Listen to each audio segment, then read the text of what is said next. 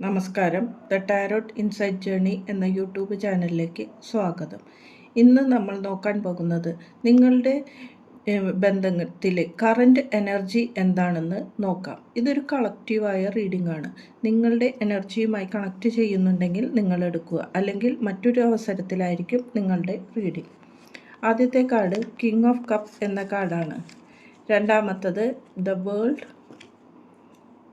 Page of wands, 9 of Cups, 10 of Pentacles, 7 of Swords.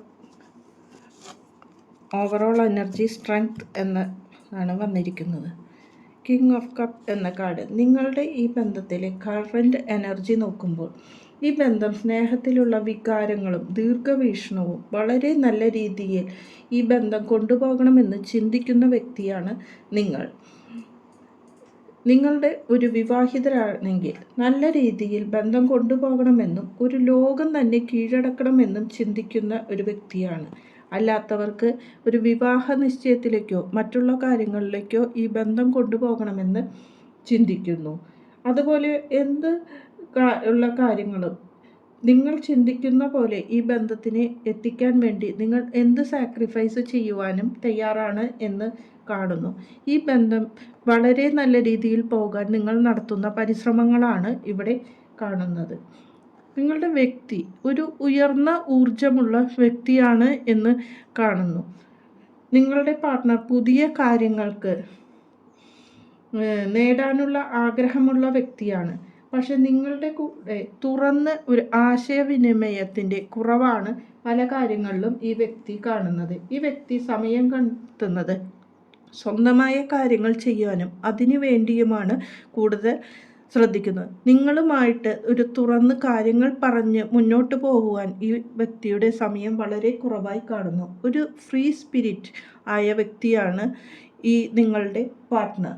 ഇത് നിങ്ങളുടെ ബന്ധത്തിൽ നിലകൊള്ളുന്നത് കൊണ്ടാണ് നിങ്ങൾ വളരെയധികം ബുദ്ധിമുട്ട് ഈ വിഷമത്തിൽ നിങ്ങൾ ഈ സമയത്ത് കടന്നു പോകുന്നത്. ഈ ബന്ധത്തിന് എല്ലാം നേടി എന്ന് മറ്റുള്ളവർക്ക് തോന്നിക്കുന്ന വിധത്തിലാണ് ഈ ബന്ധം പോയിക്കൊണ്ടിരിക്കുന്നത്.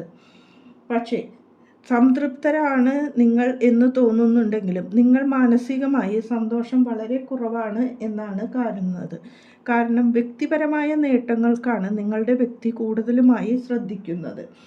ആള് എല്ലാ വിധത്തിലും സന്തോഷത്തിൽ ഇരിക്കുന്നത് പോലെയാണ് തോന്നുന്നത്. നിങ്ങളുടെ വികാരങ്ങളെയോ അല്ലെങ്കിൽ നിങ്ങളുടേതായ കാര്യങ്ങൾക്കോ ആളുകൾ സമയം കണ്ടെത്താതെ താൻ സ്വയം എല്ലാം നേടി എന്ന് പറഞ്ഞ് ഇരിക്കുന്ന ഒരു രീതിയിലാണ് തോന്നുന്നത്.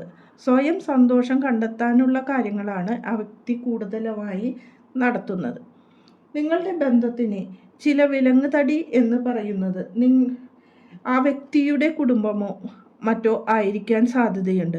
കാരണം ആ വ്യക്തിയുടെ ഫാമിലിയിൽ വളരെ സാമ്പത്തികമായ ഒരു ഫാമിലിയാണ്.